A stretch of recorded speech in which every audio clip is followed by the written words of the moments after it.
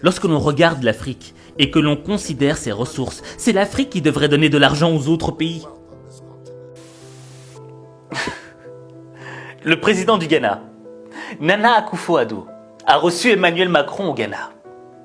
Et là, il lui a délivré un discours qui n'a pas juste laissé Emmanuel Macron sans voix, mais qui lui a mis une claque intellectuelle.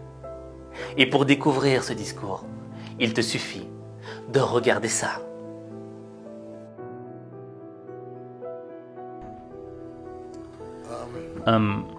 J'espère que le commentaire que je m'apprête à faire au sujet de ce problème ne va offenser personne dans cette salle. Nous ne pouvons plus continuer à mener dans nos pays, dans nos régions, dans notre continent, une politique sur la base de l'aide de l'Occident, de l'Europe, de l'Union européenne ou encore de la France. Cela n'a pas marché, ça ne marche pas et ça ne marchera pas. Il est de notre responsabilité de trouver des moyens pour développer nos nations par nous-mêmes.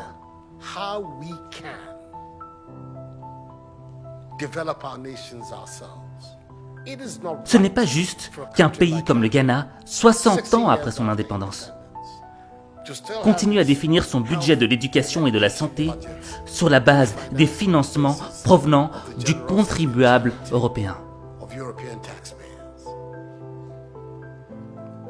Au stade où nous sommes, nous devrions être capables de financer nous-mêmes nos besoins de base. Nous allons considérer les 60 années à venir comme une période de transition, à l'issue de laquelle nous pourrons voler de nos propres ailes. Notre objectif n'est plus de compter sur ce que le contribuable français pourra nous donner. Nous accepterons cependant tout apport que le contribuable français pourra nous apporter à travers son gouvernement. Nous n'allons évidemment pas tourner le dos à tout apport de l'autre. Cependant, malgré tout ce que le continent a subi, le continent africain reste celui qui détient plus de 30% de toutes les ressources naturelles les plus importantes du monde. C'est le continent qui a de vastes terres fertiles et la plus grande population jeune. Ce qui constitue une énergie et un dynamisme dont ce continent a besoin. Regardez ces jeunes qui font preuve d'ingéniosité pour traverser le Sahara et la Méditerranée.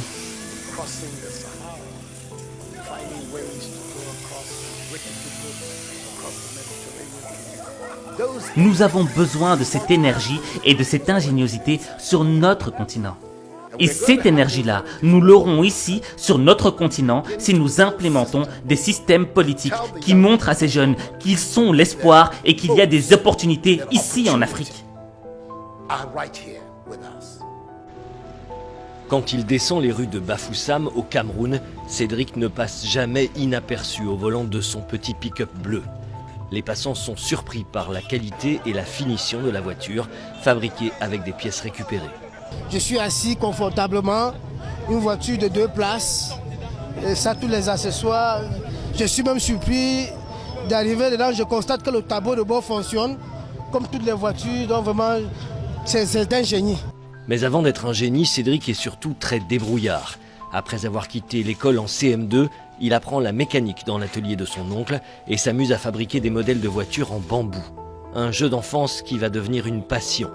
Cédric a investi 3 800 € dans cette création.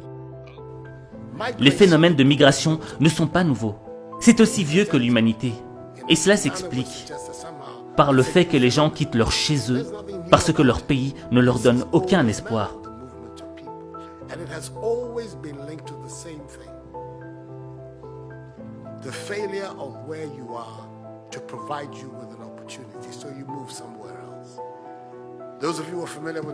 Ceux d'entre vous qui connaissent l'histoire de l'Europe savent que les grandes vagues d'immigration en Europe au XIXe siècle partaient d'Italie et d'Irlande.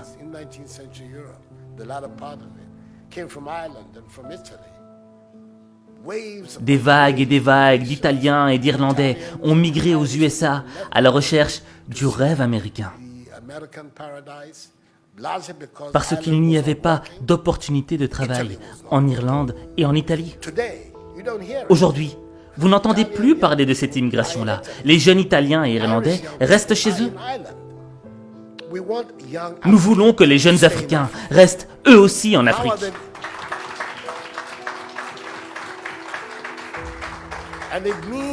Pour cela, nous devons refuser cet état d'esprit d'assister. Cet état d'esprit qui consiste à demander ce que la France fera pour nous. La France peut faire ce qu'elle veut de son propre gré. Et si cela coïncide avec nos intérêts, tant mieux, comme on dit en français. Mais notre principale responsabilité en tant que leader et en tant que citoyen, c'est de développer nos propres pays, de mettre sur pied des systèmes de gouvernance qui nous permettront d'avoir des leaders responsables de leurs actes et qui utilisent les moyens mis à leur disposition pour le bien du peuple et non pas pour leur propre intérêt. Notre préoccupation devrait consister à nous demander ce que nous devons faire pour éviter que l'Afrique ne continue à mendier de l'aide et à demander de l'aumône dans ce 21e siècle.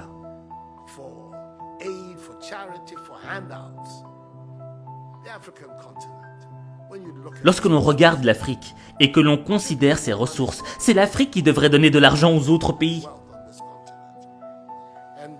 Sans vouloir offenser le président français, car je suis francophile et je n'ai aucun problème avec la coopération française.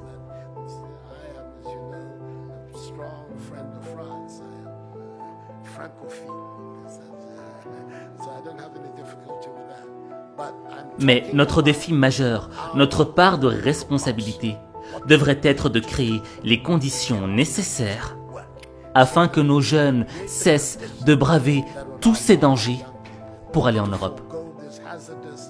Ils n'y vont pas parce qu'ils le veulent, mais parce qu'ils pensent qu'il n'y a pas d'opportunité dans nos propres pays. Ces conditions, nous pouvons les créer si nous changeons cette mentalité de personnes qui dépendent des autres. Et si nous parvenons à nous débarrasser de cela, de cette mentalité d'assister, nous verrons que dans une décennie, l'Afrique émergera et on aura une nouvelle génération d'Africains. Et à ce moment, les indépendances dont on a parlé pendant la période dite de l'indépendance deviendront réelles et effectives. J'espère qu'en disant cela, je n'offense personne dans l'assistance. Ceci est ce à quoi je crois fermement. C'est pourquoi le slogan de mon mandat est « Nous voulons construire le Ghana sans recours aux aides ». Un Ghana qui est indépendant, un Ghana qui se suffit, un Ghana qui vole de ses propres ailes. Nous pouvons le faire si nous avons le bon état d'esprit. Monsieur le Président, voilà la contribution que je veux apporter.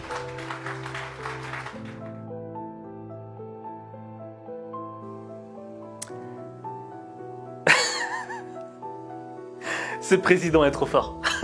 Ce président du Ghana est trop fort. Parce qu'il est là, il délivre un discours et après il dit « Hey, j'espère que j'ai blessé personne, hein, ok? Ouais, cool, hein. Mettez-vous à l'aise, mettez-vous à l'aise. Je vais juste vous mettre une petite fessée intellectuelle. »